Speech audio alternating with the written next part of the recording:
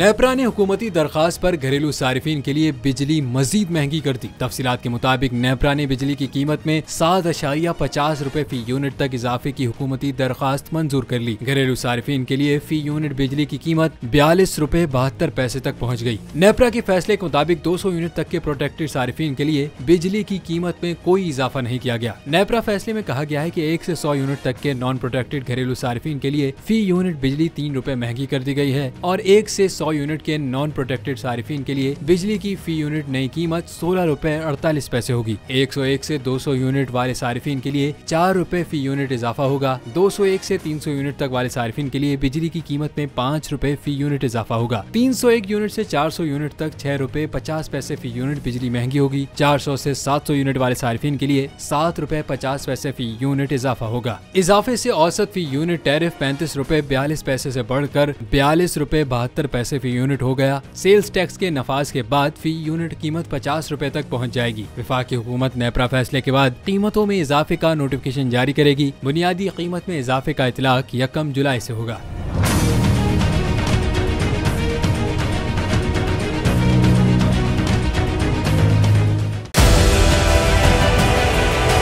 Digital loan scam, आवाम को कर्जों के जाल में फंसाकर लूटने वाले भेड़िए बेनकाब। बोल की काविशें बराबर साबित हो गईं। ऑनलाइन कर्ज माफिया के गिर्द घेरा तंग हो गया है।